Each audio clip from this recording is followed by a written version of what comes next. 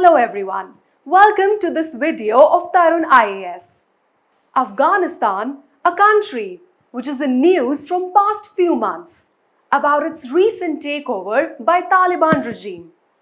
Today, in this video, I will be telling you all about Afghanistan, its geographical location, to how Taliban showed its interest in Afghanistan and how it led to once again take over on Afghanistan, and how it really affects the relationship with India. Afghanistan, which is a mountainous landlocked country located in the South Central Asia. Afghanistan is divided into 34 provinces, and the largest and the capital is Kabul. When did the Taliban first emerge? The Taliban arose in 1994 amid the turmoil that followed the withdrawal of Soviet forces from Afghanistan in 1989. The group was rooted in rural areas of Kandahar province, in the country's ethnic Pashtun heartland in the south. The Soviet Union had invaded in 1979 to prop up the communist government in Afghanistan, and eventually met the fate of big powers, past and present, that have tried to impose their will on the country. It was driven out. The Soviets were defeated by Islamic fighters known as the Mujahideen, a patchwork of insurgents, factions supported by a US government, only too happy to wage a proxy war against its Cold War rival. But the joy over that victory was short-lived, as the various factions fell out and began fighting for control. The country fell into warlordism and a brutal civil war. Against this backdrop, the Taliban, with their promise to put Islamic values first and to battle the corruption that drove the warlords fighting, quickly attracted a following. Over months of intense fighting that took over most of the country.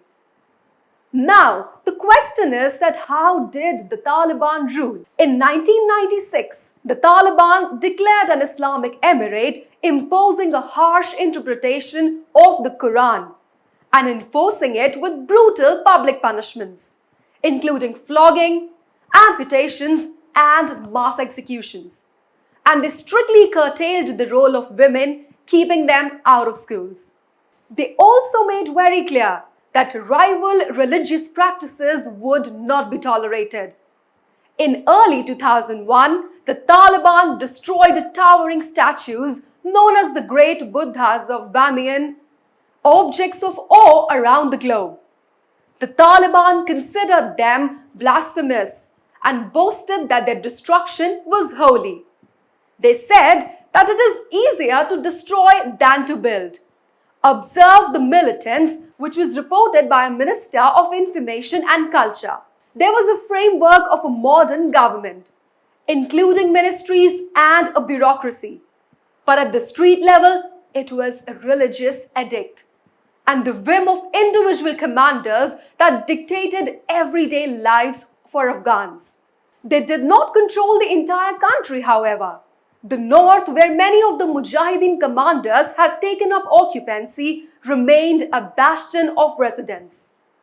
Now let's learn about that. What does Taliban rule really mean for women? The Taliban were founded in an ideology dictating that women should play only the most circumscribed roles in society. The last time when they ruled, they barred women and girls from taking most jobs or even going to school. And women caught outside the home with their faces uncovered really risked severe punishment.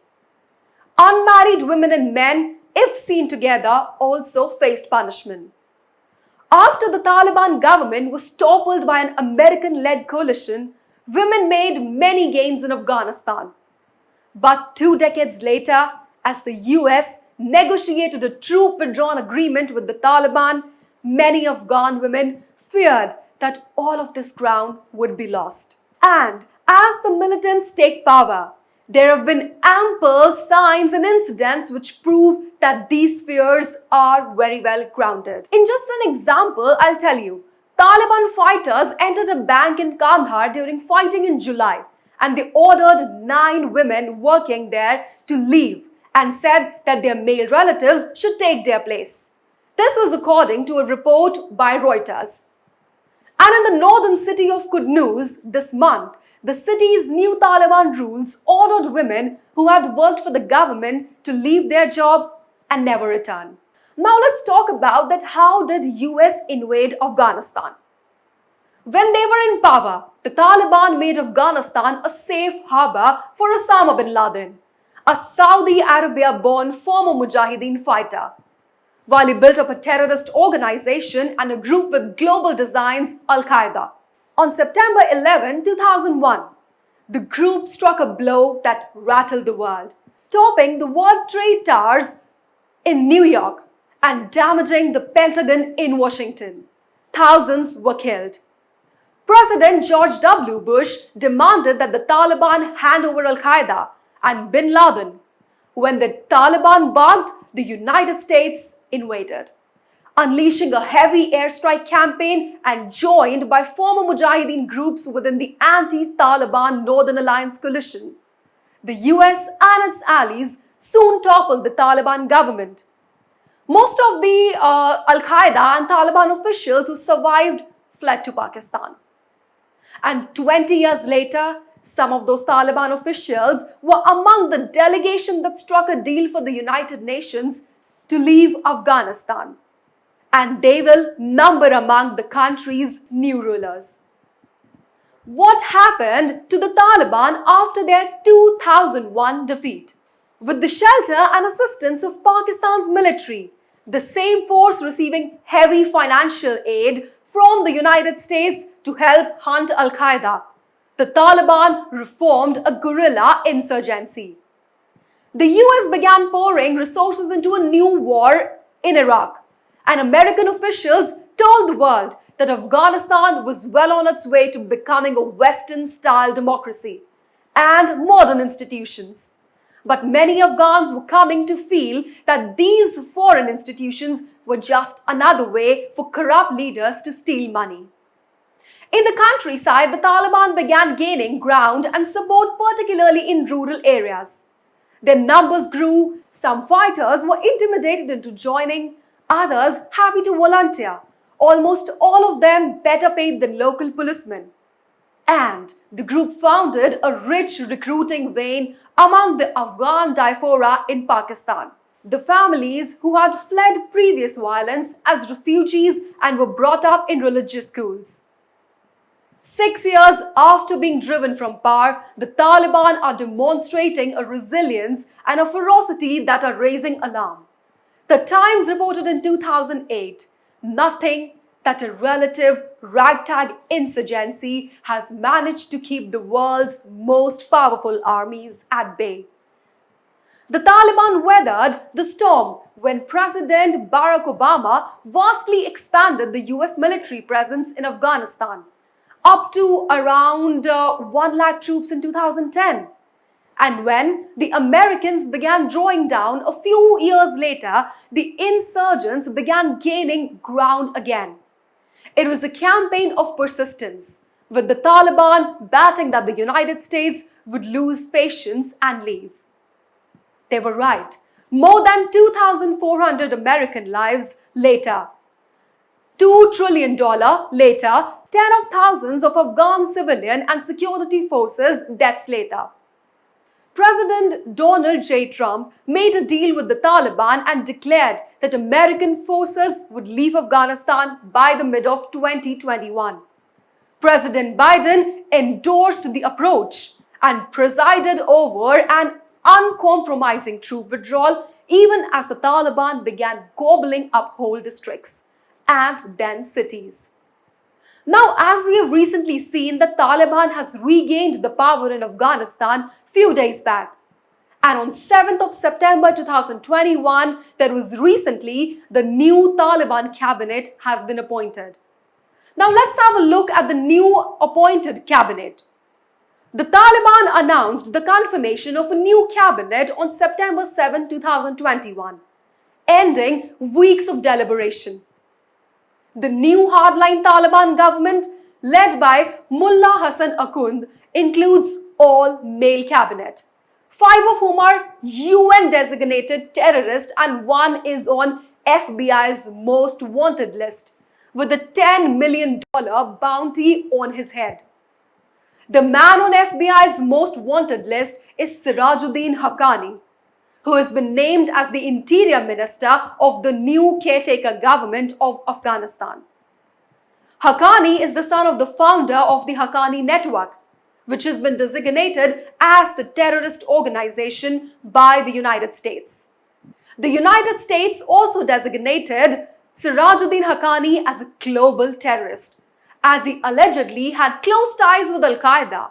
He had been a senior leader of the Taliban since 2016. Besides this, many senior members of the Taliban cabinet have been sanctioned by the United Nations, which is likely to make it harder for the Taliban to gain international recognition. Taliban's new cabinet goes back to the group's promises to create an inclusive, and it does not include women and nor does it include any non-Taliban minister, which was a big demand of the international community. The new government is made of 33 members, drawn entirely from the Taliban's rank, majority of them being Pashtuns.